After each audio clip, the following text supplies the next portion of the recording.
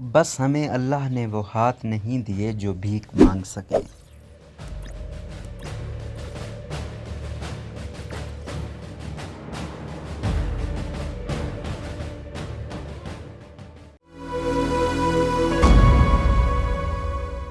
مہنگائی سے پریشان عوام آتی جاتی حکومتوں سے متعلق کیا کہتی ہے؟ بڑھتی ہوئی مہنگائی نے عوام کی کمر توڑ دی۔ صورتحال میں یہاں غریب مزید غربت کی طرف جا رہا ہے۔ لوگ پریشان ہیں کہ آخر یہ اونٹ کس کروٹ بیٹھے گا۔ اس صورتحال میں ایک ہلکا سا سہارا عوام کے لیے امید کی کرن کی مانند ہے۔ مہنگائی کے سلسلے میں عوام سے رائے لی گئی تو عوام نے انتہائی شدید رد عمل کا اظہار کیا۔ ان کا کہنا ہے کہ انسان کہاں سے کمائے، کیسے کھائے، اپنے بچوں کا پیٹ کیسے بھرے۔ لوگ اپنی زندگی تک سے عاجز آ گئے ہیں۔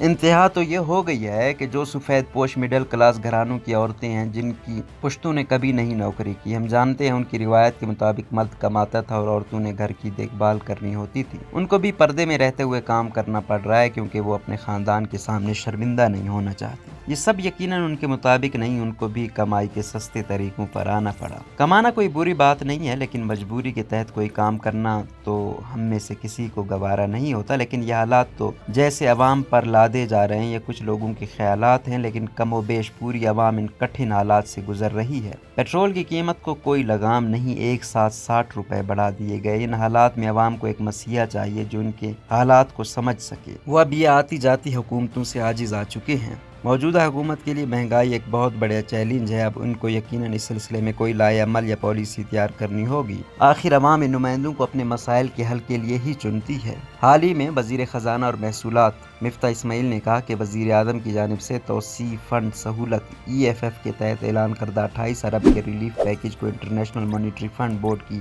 حتمی منظوری کے بعد جاری کیا جائے گا۔ انہوں نے کہا کہ فنڈ جو پروگرام کے مطابق $3 بلین پر مبنی تھا، اب اس میں $2 بلین اضافی فراہم کرنے کی درخواست کی ہے، جس کے مطابق ملک کو فنڈ سے تقریباً $5 بلین کی توقع ہے۔ ایک پریس کانفرنس کے دوران وزیر اعظم شہباز شریف کی جانب سے ریلیف پیکیج کی تفصیلات بتاتے ہوئے انہوں نے کہا کہ انٹرنیشنل مانیٹری فنڈ کے ساتھ عملے کی سطح کے معاہدے پر جون میں دستخط ہوں گے۔ انہوں نے کہا کہ IMF کے ساتھ پروگرام صرف اس لیے اہم نہیں تھا کہ ملک کو فنڈ سے رقم ملتی ہے، بلکہ یہ اس لیے بھی اہم ہے کہ اس سے ورلڈ بینک اور ایشین ڈیولپمنٹ بینک جیسے دیگر کثیر الجہتی اداروں سے فنڈ حاصل کرنے کے راستے کھلتے ہیں۔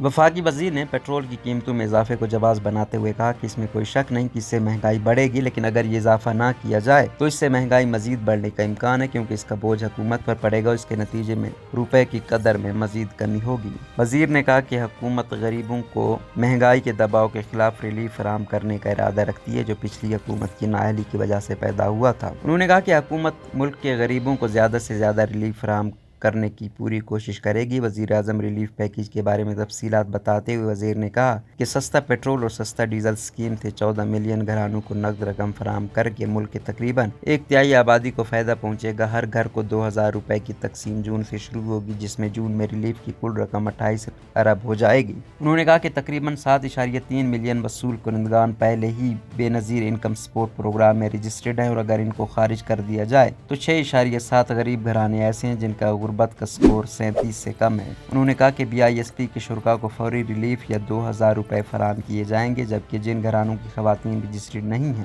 وہ پروگرام میں رجسٹریشن کے لیے اپنا شناختی کارڈ فون نمبر 786 پر بھیجیں۔ اس کے مطابق 40,000 سے کم آمدنی والے تمام افراد ریلیف کے قائل ہوں گے۔ انہوں نے کہا کہ ریلیف اسکیم کو مالی سال 2022-23 کے وفاقی بجٹ میں شامل کیا جائے گا۔ وزیر اعظم شہباز شریف نے غریبوں کے لیے 7 ارب روپے کے ریلیف پیکیج کی منظوری دے دی۔ وزیر اعظم شہباز شریف نے رمضان پیکیج میں توسیع کر دی۔ بنیادی ضروریاتی زندگی کی قیمتیں 30 جون تک برقرار رہیں گی۔ غریبوں کو درپیش معاشی مشکلات کے پیش نظر وزیر اعظم شہباز شریف نے ریلیف پیکیج میں مزید 2 ماہ کی توسیع کی منظوری دے دی۔ بنیادی ضروریاتی زندگی فراہم کرنے والے پیکیج کی تخمینہ لاگت 7 ارب روپے ہے۔ اس پیکیج کے ذریعے آٹا، چینی، چاول، دالیں اور دیگر اشیاء رعایتی نرخوں پر فراہم کی جائیں گی، اس لیے بنیادی ضروریاتی زندگی کی قیمتیں 30 جون 2022 تک برقرار رہیں گی۔